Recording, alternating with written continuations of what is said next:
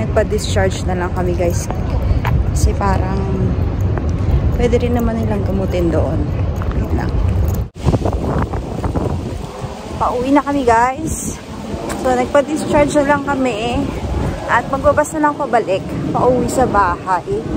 Although kakargahin ko to. Kasi medyo weak pa siya. Hindi pa talaga siya nakaka-meal or nakaka-drink ng milk. So sa bahay na lang namin i-continue plus na medications. Wala namang binigay na discharge notice. Kung anong care ang gagawin sa bahay. Just Tylenol lang daw. Ganun lang.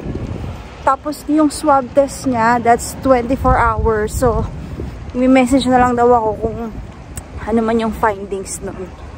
Yun lang guys, sige. Lakad muna kami. Dito na kami guys. So, nag-bus lang kami. Binuhat ko siya kalahati kasi 10 minutes walk. Kalahati nun, tsaka kalahati dito naglakad. Yan, so, ayun nga. So, 8:45 kami nakapasok doon. I mean, nagpa-register. 8:45 kami nagpa-register doon. Tapos, waiting time. Chinek siya sa triage. And then, after the triage, ay waiting na kami hanggang 12:21 nung tinawag kami para pumasok doon. Pero, hindi pa pala yun. So, parang how is she? Ganyan. So, parang almost 9, 10, 11, 12, 10, 11. Mga 3 hours mahigit din kaming nasa labas. At ito, ayaw magbababa. Gusto nakakarga kasi ayaw na niya, nabuboard na siya doon. Gusto niya nang umalis. So, kailangan ano-ano yung mga ginagawa ko para magstay kami doon. Tsaka kinakarga ko siya kasi ayaw nga niya na magpalapag. Ayaw niya umupo ako. Ayun, so kahit nakakatulog siya, pag umupo ako, nagigising. Ayan, pero ngayon okay na siya. Tapos kanina pala guys, nakatayo kami doon paikot-ikot. Sinabi nung, doon sa kabilang side ng registration. Ito ba tawag sa akin? Sabi, Jillian Khan. Ayun. Yun, salamat din sa tumawag sa akin na yun.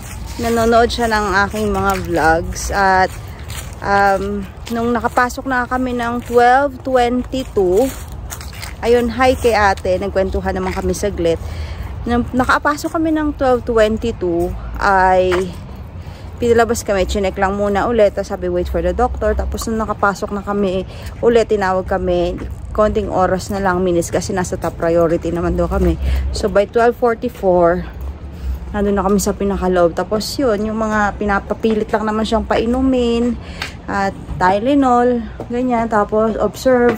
So, by 3:30 ay nakalabas na kami. At ngayon nga ay nandito na kami.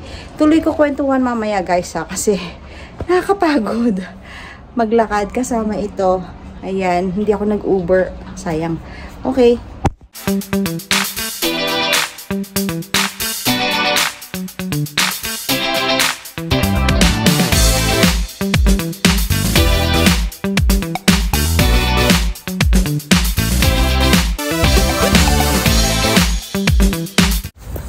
Hey guys, work is done ngayong Thursday. So, after ng pagpunta namin ni Celestia sa ER, ay hindi agad ako nakapag-vlog since medyo napagod ako sa kakabuhat sa kanyang sakit ng mga muscle ko sa braso dahil nagpapakarga nga siya doon. At ayun, ngayon nga Thursday na, tapos na yung work natin dito sa out of school care. Pauwi tayo papunta sa bahay and then school. So yung weather ngayon guys ay chilly, icy chilly. So parang sa grass may mga maliliit na parang glare ng parang may yellow, ganun, or parang moist na nag-freeze. Parang ganun itsura niya guys, na nagme-melt na ngayon kasi umaraw, pero malamig kasi 5 degrees ngayon. Anyway guys, kikwento ko sa inyo ano ba yung nangyari sa hospital. Ano ba yung experience namin dito. Libre na healthcare. Pero 7 hours kami nag-antay guys. 7 hours kami. Hindi man nag-antay kasi during that time ay meron na kaming ina-assist na rin naman kami. At bata kasi yon, so parang priority kami. Dalawa lang yung bata doon. Ayun, kaya okay na din. At ngayon nga si Celestia ay 1 week muna siyang hindi pumasok. Friday wala namang pasok dito. Tapos Monday wala ulit pasok. So recovery muna siya. Kasi talagang nag-lost siya ng weight. Sobrang laki ng pinayat niya. Kaya hindi ko muna pinapasok para makapagpahinga. Kasi kailangan niya. Buti ngayon malakas na siyang mag-milk ulit. Milk ng milk para mabawi yung nawala sa kanya. Ayan, so may fog yung ating paghinga ngayon guys. Ayan. Ayun, so naghahanap nga ako ng reseta kasi sabi ko sa doktor nung dinischarge kami ay bakit, sabi ko, do we get a discharge paper or something, di pa ganun, para kung ano yung gagawin sa bahay. Wala namang sinabi, Tylenol lang daw. At kasi naging okay na nga siya. So Tylenol lang daw. Kaya pero kahit na Tylenol lang yon o kung ano pa man, ay kailangan din ng paper para malaman. Tulad nun, kung iuwi, kasi parang binigyan ako ng choice kung magi-stay siya doon, lalagyan siya ng IV kasi kung ayaw talaga niya mag-milk, or uuwi siya at sa bahay namin itutuloy yung gamot niya. Although Tylenol lang naman talaga kasi parang may fever lang siya kaya ayaw niya mag-milk. Ayaw niya kumain ng kahit ano. Kaya sabi ko, we will just go home. Tapos sabi naman kung hindi daw maging okay pag uwi, after a few days kung kailangan ibalik, ibabalik na lang. So ibabalik na lang, sabi kong ganun. Kaya inuwi ko siya, umuwi kami, pero wala ngang paper na binigay, walang discharge paper. So sabi naman pala ng friend ko na okay, talagang ganun dito, wala, kasi meron namang sa online, doon namin pwedeng i-check yung update doon sa pagkakapunta namin. So wala nga doon, pero sa online pwede pala namin i-check. So yun lang guys.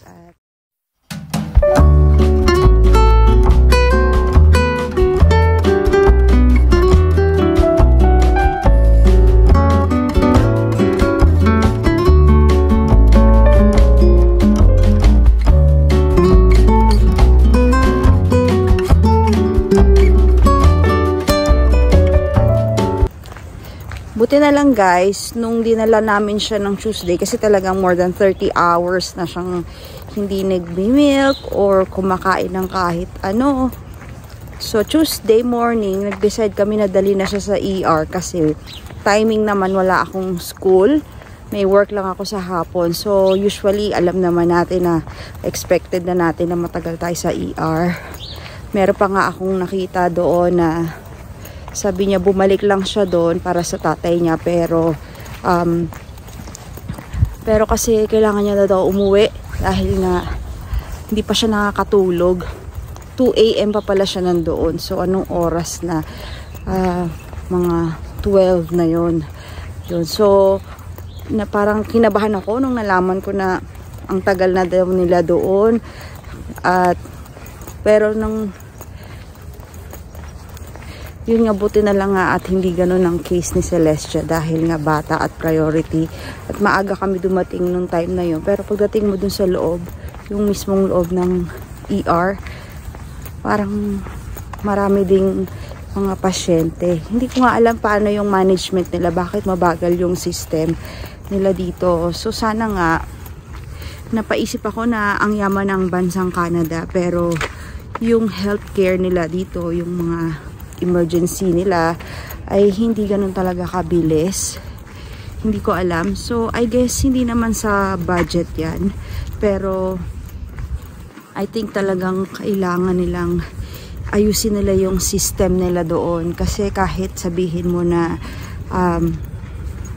or kulang sila sa staff, maybe, ang sabi ng aming teacher, yung mga doctors daw dito, there was a time, hindi ko alam kung kailan yon, is it yung pandemic ba yon or before pandemic, na nawala daw yung mga doctors nila dito kasi baba daw yung mga sweldo nila. So parang may mga bagong regulation sa mga doctors, kaya nawala daw, nabawasan daw yung mga doctors nila dito. So siguro yun yung isang reason na talagang may shortage din ng mga doctors dito sa Canada, or maybe here in Alberta. So maybe I think sa province lang ng Alberta nabawasan yung mga doctors, kaya ganun ang tagal din ng pag-check up nila dito. So yun guys, comment down below kung ano yung mga na-experience dito sa healthcare dito sa system ng Canada, especially here in Alberta. Pero we're grateful na rin na by that 12 noon nga, 12:20 ay na-check na kami at 3 o'clock ay nakauwi na rin kami. Ayun guys, so dahil nga priority, dahil bata, ayun. So ang ganda ng mga nahuhulog na dahon dito ngayon guys, pakita ko sa inyo.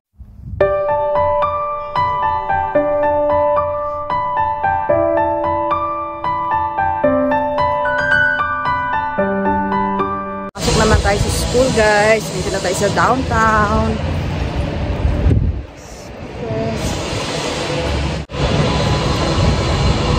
Biglang nag-iba yung weather guys. Biglang hindi nabawasan yung lamig. So parang nasa 10 degrees kanina ang umaga, 4-5 degrees, malamig talaga. Ngayon ay 10, 11 to 12 degrees. So biglang uminit, kaya bawas-bawas tayo ng layer. Ganyan dito guys ngayon, sa isang araw, winter sa umaga, fall sa hapon. Yan. Pasok na tayo guys. A few moments later. Hi guys. So pauwi na tayo ngayon at natapos na nga ang ating araw. And ayun. So comment down below guys kung ano yung na-experience nyo dito sa pagpunta sa ER. Ganyan. So far naman, okay naman. Although medyo matagal nga at kakabahan ka din. Kasi depende sa situation, sa case, no? Kung gaano nila i-address yun. Pero I think inuuna din nila, kung pinaprioritize din nila, depende sa urgency na kailangan i-address yung need mo. Especially kung meron nakanote doon, kung may chest pain, nagva-vomit ka or ganon, you need to go directly sa kanila para ikaw yung unahin nila. Pero syempre, even if talagang gustong-gusto na rin nila na unahin kayo, ay yun nga, may mga kakulangan sa mga doctors or yung tao talaga na mag-a-assist para sa inyo. So minsan kailangan pa rin mag-antay, although at least nasa priority na.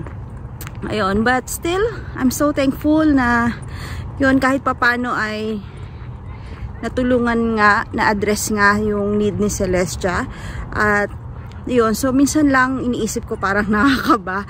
Syempre sa Pilipinas, magbabayad ka, mahal talaga yung gagastusin mo, pero mabibigay sa'yo yung need na kailangan mo, ma-address yung condition mo para ikaw agad yung maasikaso. So dahil nga public health, ay syempre kailangan kang mag-antay. Depende yon kasi nga free yon, or let's say hindi nga free dahil we are paying taxes here dito sa Canada, at yung taxes natin doon na pupunta. At yun, mapapaisip ka lang kung ano bang mas maganda, yung gumastos ka na lang para nasa convenience yung pag-address sa'yo, matulungan ka kagad, o libre pero ikaw mag-aantay kung kailan. So comment down below guys, ano yung mga naiisip nyo dito, at please don't forget to like and share, and And please don't forget to subscribe to my channel. And yun, mas maganda mag-comment down below kayo guys para mas marami tayong malaman sa mga experiences ninyo, or kung hindi man, ano yung mga naiisip nyo about yun nga, kung sa free or sa kung magbabayad ba tayo. Syempre dito, hindi ko alam yung mga private dito, pero syempre sobrang mahal niyan if ever. Yun lang guys. Thank you for watching. Kung nakaabot kayo sa part na ito. See you in my next vlog. Bye! It's falling time. Lakas ng hangin.